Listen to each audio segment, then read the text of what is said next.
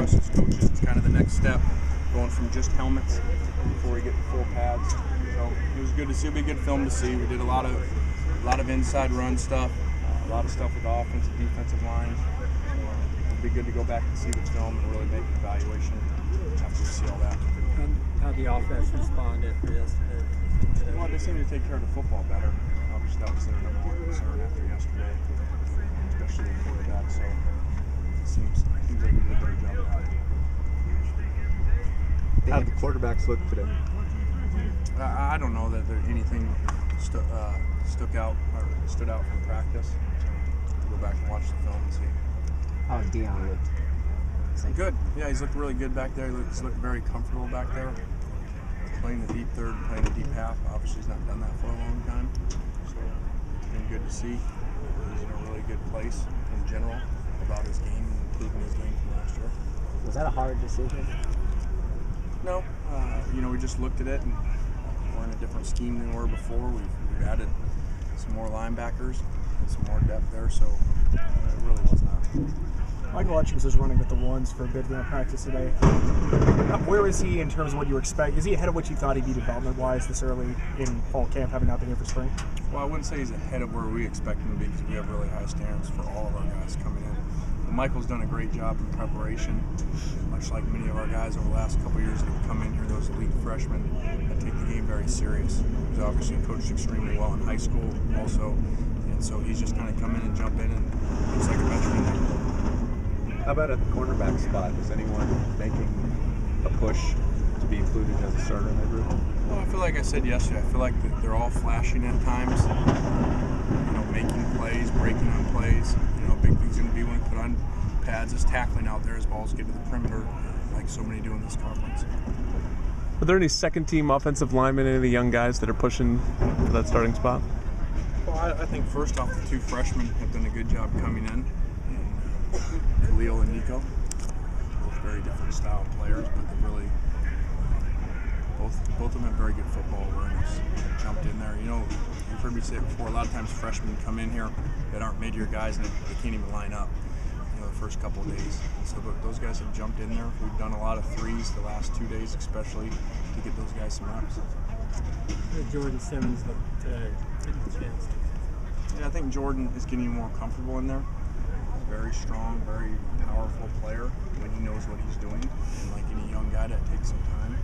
He's lost a lot of weight. He really has completely changed his body over the last year. So it's a very exciting prospect. The ability to force turnovers, how much did that weigh into Clancy being here, your decision to go with him? Well, I think that he does attack. He does cause people issues. We've played him over the years. I think that we have some guys in the right position now to make some plays with some good ball skills. And I expect us to be really aggressive like we will be and give offensive problems. And obviously that creates havoc, which often creates turnovers. How's Morgan Breslin been doing at linebacker, standing up now? Yeah, I think it's been a good move for Morgan and Devon. Those are really natural positions for them. I think Morgan's added about 12 pounds in the offseason.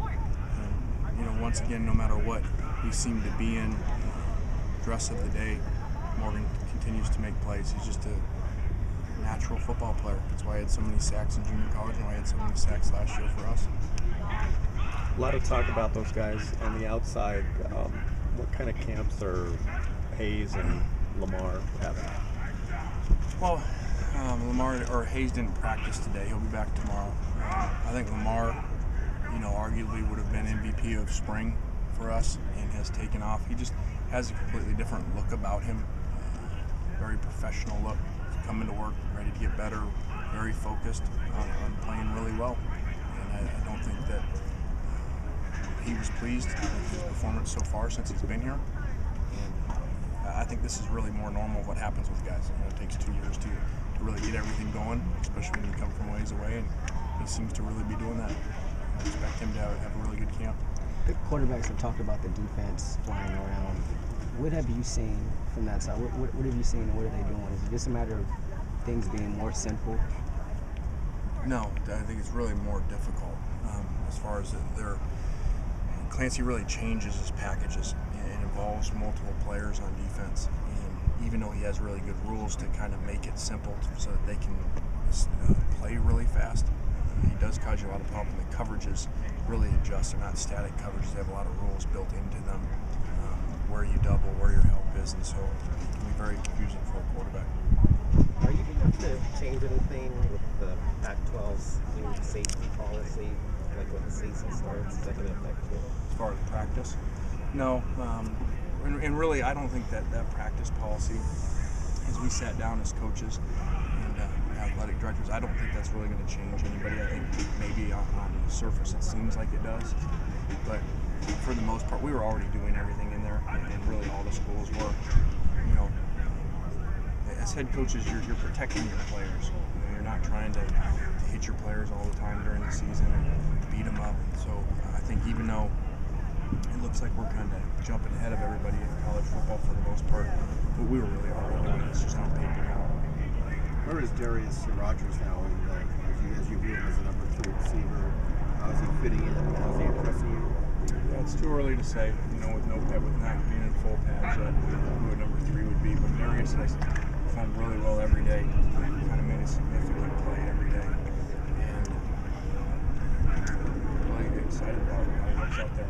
His attitude towards playing really well. How about Andre Walker? Yeah, Andre came out today. Unfortunately, wasn't able to finish practice, but has been, like Andre has shown some flashes here the first couple of days. Andre's whole deal, and really our whole deal up front's going to be when we put on real full pads and play like we expect up there. So it'll be a couple days for them. You've shown a penchant for letting the position battles kind of go to the end. Is it because people aren't stepping up and taking them, or do you like to sort of let them compete all the way up until the end for the position battle? Well, I think you want to have competition as long as you can, and really keep a lot of people involved in that for your team chemistry. You know, but at some point, you know, you want to get rhythm of the same guys in there, and so we try to balance that. You know, keeping the competition alive, but also get to a point where we make sure that the guys that are playing with the guys are in there. Is there any way you go into the season with splitting time at quarterbacks if one guy doesn't step up and take it? I would never say never. We haven't done that before, but we'll see.